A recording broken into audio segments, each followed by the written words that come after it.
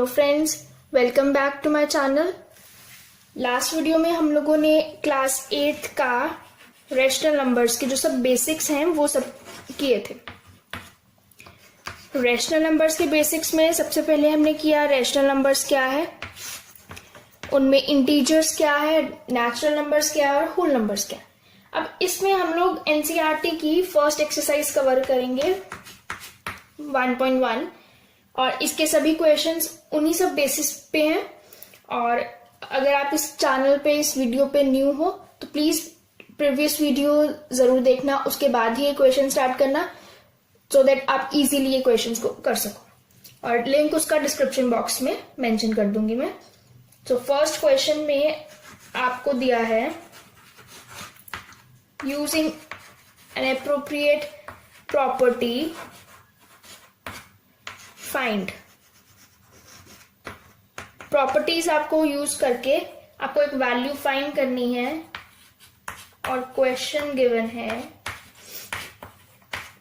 3/5 plus 5/2 minus 3/5 into 1/6। Friends, ये question आपका NCERT की फर्स्ट एक्सरसाइज का फर्स्ट क्वेश्चन है और इस क्वेश्चन के लिए मैं एक छोटा सा एग्जांपल लूंगी। ये फ्रैक्शंस में है, मैं इसको फ्रैक्शन में नहीं ले रही हूं, ये सिंपल क्वेश्चन है। अब इसमें आप कैसे सॉल्व करोगे, यहां आपको 2 टर्म्स गिवन है, राइट? और वो दोनों टर्म्स आपकी एक एडिशन ऑपरेशन के साथ जॉइंट है, मतलब आपको इन 2 टर्म्स को ऐड करना है, राइट? उसके लिए आप इनको पहले मल्टीप्लाई कर सकते हो दोनों को, फिर जो भी आंसर आपके पास आएगा उन दोनों को आप ऐड कर सकते हो। बट इजी वे इज, यहां तो आपकी कैलकुलेशन इजी है तो आप डायरेक्ट कर दोगे 2 4 जा 8, 2 7 जा 14 और दोनों को ऐड करके आंसर फाइंड कर लोगे। बट अगर आपके पास टर्म्स थोड़ी बड़ी हो, लेंथी टर्म्स हो, कैलकुलेशन में थोड़ा डिफिकल्टी आ रही है, तो आप 2 कॉमन ले सकते हो। जब दोनों टर्म्स में से 2 कॉमन लोगे, यहां वाली टर्म में आपके पास 4 आ जाएगा रिमेनिंग, नेक्स्ट एडिशन का साइन, और इस टर्म में आपके पास 2 तो आपने कॉमन ले रखा है और अंदर आ रहा है 7, राइट? ये स्टेप ध्यान से देखना। 2 आपके पास एज इट इज, 4 प्लस 7 को आप ऐड कर दोगे, answer will be 11 and then multiply करने पे 22 आंसर आ जाएगा।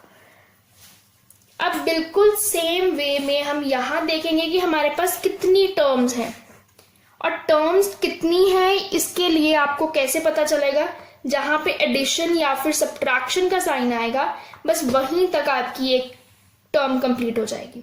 अब आप बोलोगे कि ये नेगेटिव साइन, तो ये नेगेटिव साइन इस 2 के साथ है, और जो ये वाला एडिशन या ये सब्ट्रैक्शन नेगेटिव जो साइन है, ये आपकी पूरी टर्म को माइनस कर रहा है, इससे इस पूरी टर्म को ये ऐड कर रहा है। तो आपके पास कुछ ऐसे करके 3 टर्म्स बन जाएंगी। इस चीज को ध्यान से देखना, पहले आपको ये पता चल जाना चाहिए कि आपके पास कितनी टर्म्स हैं, उसके बाद आपके लिए सब इजी हो जाएगा, राइट? अब आपके पास यहाँ पे कुछ इस तरह से टर्म बन रही है। अब इसके लिए आपको इस टर्म में भी 3/5 है और इस टर्म में भी 3/5 है, राइट? तो अगर आप इन दोनों में से 3/5 को कॉमन ले लो और वहां पे कैलकुलेशन थोड़ी इजी हो जाएगी, उसके बाद आप इसके साथ ऐड कर सकते हैं, राइट? इन केस यहाँ पे भी 3/5 मेंशन होता तो हम 3/5 थ्रू आउट कॉमन ले लेते, बट इस केस में ऐसा नहीं रहेगा। आपको ये और ये टर्म कंबाइन करनी पड़ेगी, जिसमें आप 3/5 को जब कॉमन लोगे तो आपके पास यहां अंदर रिमेनिंग है -2/3 और यहां पे साइन है नेगेटिव का, यहां रिमेनिंग आएगा 1/6, राइट? और एक ये जो टर्म थी ये डिफरेंट थी तो हमने इसको सेपरेट करके लिख दिया। अब जैसे इसमें आपने सॉल्व किया था, इन सेम वे आप इस टर्म को सॉल्व कर दोगे, जो आंसर आएगा उसको 5/2 से ऐड कर लोगे। अब इसमें करने से 3/5 तो कॉमन आ जाएगा और यहां पे सॉल्व करने के लिए आपको एलसीएम लेना पड़ेगा। एलसीएम इसका क्या आएगा, वो एलसीएम 6 ही आ जाएगा। 3 को 6 से डिवाइड करोगे, आंसर विल बी 2। वही 2 आपका न्यूमिनेटर से मल्टीप्लाई हो जाएगा। ध्यान से स्टेप देखना है। इसको आप डिनोमिनेटर को एलसीएम से डिवाइड करोगे। जब डिवाइड करोगे तो आंसर आपका 2 आएगा। 3 2 सा 6 होता है, तो वही 2 आप न्यूमिनेटर से मल्टीप्लाई कर दोगे। नेक्स्ट अगेन माइनस का साइन। अब ये ध्यान रखना, ये आपका मल्टीप्लीकेशन की टर्म्स है। Next negative sign. 6 को 6 से करोगे तो 1 ही आएगा, तो 1 को 1 से मल्टीप्लाई करोगे तो आंसर विल बी 1। और ये आपके पास 5/2, राइट। तो इससे आपके पास क्या टर्म बन रही है, यहां आ गया 3/5 एज इट इज, और ये आपके पास है -4 -1। तो अगर आप इसको -4 -1 लिखते हो तो वो आपकी टर्म आ जाएगी -5, और डिनोमिनेटर में है 6, तो कुछ इस तरह से टर्म बन रही है। और ये 5/2। अब ये दोनों टर्म्स मतलब है इसका मल्टीप्लीकेशन, तो ये 5 से 5 कैंसिल हो जाएगा, और यहां आपके पास रह जाएगा 3/6। उसको भी आप कटिंग कर सकते हो। 3 1 ज़ा 3, 3 2 ज़ा 6, तो यहां आपके पास बच गया 1/2, बट इन नेगेटिव साइन। बच्चे ध्यान से इस साइंस को देखना, सो दैट आपकी कैलकुलेशन में कोई मिस्टेक ना हो सके। ये साइन की वजह से आपकी सारी कैलकुलेशन में गड़बड़ हो सकती है। तो यहां पे आपका आंसर आ जाएगा -1/2 प्लस 5/2। अगेन एलसीएम आप 2 और 2 का एलसीएम तो वो 2 ही आएगा, या हम बोल सकते हैं डिनोमिनेटर सेम है तो हम डायरेक्ट वो कर सकते हैं। तो ये 2 और ऊपर -1 प्लस 5, तो इसका आंसर क्या रहेगा आपका 4। 5 - 1 विल बी 4, तो 2 1 ज़ा 2, 2 2 ज़ा 4, राइट। तो इसका आंसर आपके पास आ गया 2। एक बार ये कैलकुलेशन आप दोबारा से देख सकते हैं, और अगर कोई आपको डाउट रहता है तो आप कमेंट सेक्शन में कमेंट कर दें। अब नेक्स्ट क्वेश्चन है second part. 2/5 into -3/7 -1/6 into 3/2 plus 1/14 into 2/5। अब सबसे पहला काम ये रहेगा कि हमें ये चेक करना है कि यहाँ पे टर्म्स कितनी है।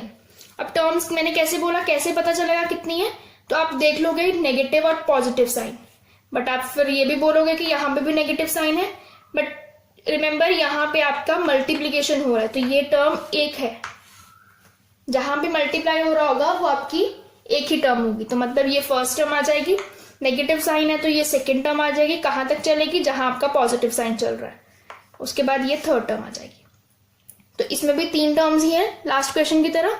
अब उसके बाद आपको ये देखना है कि आपको कॉमन कहां पे मिल रहा है। यहाँ 2/5 है, यहाँ नहीं है, बट यहाँ पे है। यहाँ -3/7 है, बाकी में नहीं है, मतलब आपको इस टर्म में से 2/5 कॉमन मिल रहा है, राइट। तो आप 2/5 यहाँ से कॉमन ले सकते हो। मैं अभी डायरेक्ट स्टेप कर रही हूँ, आप इससे पहले ये स्टेप कर सकते हो। इस टर्म को और इस टर्म को इकट्ठा लिख सकते हो, मतलब -1/6 इंटू 3/2 जो होगा वो यहाँ शिफ्ट हो जाएगा, और प्लस 1/14 इंटू 2/5 जो होगा वो यहाँ शिफ्ट हो जाएगा। तो ये पूरी की पूरी टर्म यहाँ आ जाएगी, और ये पूरी की पूरी टर्म यहाँ चली जाएगी। तो आप जब 2/5 कॉमन लोगे, यहाँ पे आपके पास अंदर आएगा -3/7, और यहां से प्लस 1/14, और ये टर्म आपकी सेपरेट थी 1/6 इंटू 3/2, राइट। इसको आप सॉल्व कर सकते हो। 3 1 ज़ा 3, 3 2 ज़ा 6, राइट। उसके बाद यहां पे आपको सिंप्लीफिकेशन करनी है। 2/5 एज इट इज, यहां आपको एलसीएम लेना पड़ेगा, जो आपका 14 आएगा। 7 2 ज़ा 14 होता है, और वो जो 2 आया उसको आप न्यूमिनेटर से मल्टीप्लाई कर दोगे। 14 तो सिंपल है, तो ये 1 आ जाएगा। अब यहाँ पे आपके पास आ रहा है 1/4, ऊपर दोनों में 1 1 है, और यहाँ पे 2 इंटू 2 विल बी 4, क्योंकि यहाँ पे मल्टीप्लाई का साइन है। उसके बाद आपको इस पार्ट को सिंप्लीफाई करना। इस पार्ट में सिंप्लीफिकेशन कुछ ऐसे रहेगी। 2/5 एज इट इज, 2 3 ज़ा 6, बट ये साइन माइनस में है, +1/14। अब यहाँ -6 + 1 क्या आ जाएगा, 6 में से 1 माइनस करेंगे, बट साइन आपके पास नेगेटिव का बड़े वाले के साथ है तो आप -5 लोगे। मेक श्योर ये क्लियर होंगे आपको कॉन्सेप्ट्स। ये आपके कॉन्सेप्ट 6 और 7 क्लास के हैं, तो नेगेटिव कैसे आएगा उसके साथ वो आपको पता होना चाहिए। और इन केस आपको नहीं है पता तो आप मुझे कमेंट कर सकते हैं, पर्टिकुलर वीडियो उस पर भी बन सकती है। तो ये 5 और 5 कैंसल आउट हो जाएगा और ये 2 1 = 2, 2 7 = 14 आपके पास यहां से आ गया। एक सेकेंड में यहाँ पे पहले मेंशन कर दूं 1/4। अब यहाँ आपके पास कुछ भी नहीं बचा, यहाँ 1 1 बच रहा है और 1 और डिनोमिनेटर में आपके पास 7 आ रहा है। तो आप इसको कैसे सॉल्व कर सकते हो, ये आ जाएगा 1/7 - 1/4। अब इसको जब आप सिंप्लीफाई करोगे तो ये कैसे सिंप्लीफाई होगा, इसका एलसीएम आपके पास 28 आ जाएगा, राइट। 7 4 = 28 होता है और वो 4 न्यूमिनेटर से मल्टीप्लाई हो जाएगा। 4 1 = 4, 4 को 28 से डिवाइड करोगे, या हम बोल सकते हैं 4 कितने सा 28 होता है, 4 7 सा होता है। तो उस 7 को आप न्यूमिनेटर से मल्टीप्लाई कर दोगे, साइन आपका वही रहेगा जो बीच में सेम है, और इससे आपके पास आंसर क्या बन जाएगा, 4 - 7। ये इसी तरह से आएगा 4 - 7, और 4 - 7 क्या होगा, वेट अ सेकेंड, यहां आपने इस माइनस को स्किप कर दिया, यहां आपके पास माइनस आएगा, माइनस, और ये -4 and -7, this will become -11/28, right. तो ये आपका सेकेंड पार्ट था जिसमें आपने प्रॉपर्टी यूज करके वैल्यू फाइंड करनी थी। अब नेक्स्ट हमने एक क्वेश्चन डिस्कस किया था लास्ट वीडियो में। क्वेश्चन नहीं था, एज एग्जांपल मैंने लिया था जिसमें आपको एडिटिव इनवर्स फाइंड करना था, राइट। अब इसमें आपके पास फर्स्ट टर्म में करवा रही हूँ 2/8। ये सब क्वेश्चंस एनसीईआरटी के हैं, और एडिटिव इनवर्स कैसे फाइंड करना है उसकी लास्ट वीडियो में एक्सप्लेनेशन दे रखी है, यहाँ मैं डायरेक्ट करवाऊंगी।